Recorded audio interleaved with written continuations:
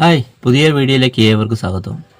നമ്മൾ national highway 66 service റോഡായിട്ട് ബന്ധപ്പെട്ടിട്ട് നമ്മൾ വാഹനങ്ങൾ അങ്ങോട്ടും ഇങ്ങോട്ടും പോകുന്നുണ്ട്. ഇപ്പോൾ പന്തീരങ്കാവ് തൊട്ടിട്ട് അത്താണി വരെയുള്ള ഭാഗവും ഒരുപാട് സ്ഥലത്ത് അങ്ങനെ പോകുന്നുണ്ട്. പക്ഷേ ആ ഭാഗങ്ങളിൽ നമ്മൾ വാഹനമായിട്ട് പോകുമ്പോൾ അത് വൺ വേ ആയിട്ടാണ് ഇപ്പം നിലവിലുള്ളത്. അതിൽ 2 വേൻ്റെ ലൈനൊക്കെ ഇട്ടിട്ടുണ്ട്. ഇപ്പം നമുക്ക് കാണിച്ചു തരാം, റോഡ് കാണിച്ചു തരാം. ഈ സംഭവം എല്ലാവർക്കും അറിയുന്ന കാര്യം തന്നെയാണ്. ഇപ്പോൾ നോക്കി നിങ്ങൾ 2 വേൻ്റെ ലൈനൊക്കെ ഇട്ടിട്ടുണ്ടല്ലേ. പക്ഷേ ഈ ലൈൻ ഇട്ട് വെച്ചിട്ട് നമ്മൾ കൂളായിട്ട് ഇതിലെ വാഹനം ഓടിച്ച് പോകാൻ പറ്റില്ല. പലരും നമുക്ക് അങ്ങോട്ട് പോകാനുള്ള സ്വാതന്ത്ര്യം ഉണ്ട് എന്നുള്ള നിലയ്ക്കാണ് പറന്ന് വരിക. അഥവാ ലെഫ്റ്റ് സൈഡിൽ കൂടെയൊക്കെയാണ് വരുന്ന വാഹനം.